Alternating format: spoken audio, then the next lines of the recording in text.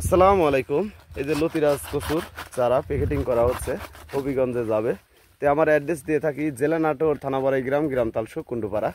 এগুলো হচ্ছে লতিরাজ কচু এক, যেটা নাটোরের যশোরের একই কচু। তো এই কচুর চারাগুলি আমরা বাংলাদেশের প্রতিটি জেলায় এভাবে বস্তা প্যাকেটিং করে আমরা চারা সেল দিয়ে থাকি। তো আমাদের প্রতি পিস চারার মূল্য 2 টাকা করে আমরা চারা বিক্রি করি। আর 1 বিঘা জমি যদি লতিরাজ কচু চাষাবাদ করেন তাহলে প্রতি সপ্তাহে দেখা যায় 5 মণ, 6 মণ, 7 মণ চালানের উপর হিসাব হয় যে কেমন লতি হবে। আর পরিচর্যা করলে ফল অবশ্যই ভালো হবে। যে কোনো জিনিস আপনি যদি যত্ন করেন তাহলে অবশ্যই আপনি ওই জিনিসটাতে লাভবান হইতে পারবেন। তো প্রিয় ভিউয়ার্স, আমরা এই লতিরাজ কচু প্রতি শতাংশে আমাদের যে নাটোরে চারা রোপণ করি 130 পিস করে।